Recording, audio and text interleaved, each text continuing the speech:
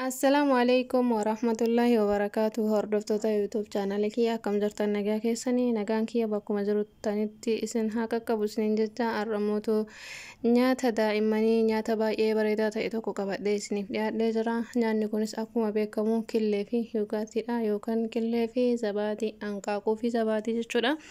Kanaaf nyaanni kun baay'ee bareedaadha. Viitaaminoota baay'ee bareedaa ta'e of keessaa qaba. Killeenis akkasuma yuugaatiinis akkasuma ijoolleedhaaf illee nyaata baay'ee salphaa ta'e kan gadi liqimsuudhaaf itti hin ulfaanne jechuudha. Akkuma beekamu killeen kophaa isaatiitti daa'imman hin nyaachisu gadi liqimsuudhaaf illee hin rakkisa waan kanaaf waan ta'eef ijoolleen hedduun immoo hafuura killeellee akkanatti hin jaallatanii. Kanaaf har'ammoo karaa salphaadhaan daa'imman akka itti das jedhu isinii qabadhee dhufeen jira. Erga killee danfiseen booda killee isa boora keessa jiru san keessaa baasee akkanatti irraa qolee adii san dhiisee boora qofa isaanii keessatti waliin dha'a.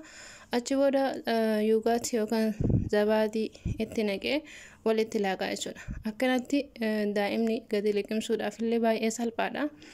Akkasuma nyaanni kun yuugaatiin illee viitaaminii baay'ee ijoolleedhaaf barbaachisu killeen illee akkasuma jabeenya qaamaatii fi viitaaminoota hedduu of keessaa kan qabudha. Viidiyoo biraa irratti viitaaminii killeetii fi viitaaminii yuugaatii kanneen lamaan viitaaminoota isaa sirriitti bal'inaan qabadhee kan isiniif dhiyaadhu isaa viidiyoo kanarraa akka waa hubattan abdiin qaba. Daa'imman keessaniif fayyaa daa'imman keessaniitiif nyaata bareedaa kana karaa salphaadhaan akka hojjettanii daa'imman keessan nyaachistan isiniin jedha. Nyaata viitaaminoota hedduudhaan badhaadhe nyaata gosa hedduuf hojjetanii daa'imman ofiitiif kennuun baay'ee barbaachisaadha fayyaa daa'immaniitiif isiniin jecha nagaan tura.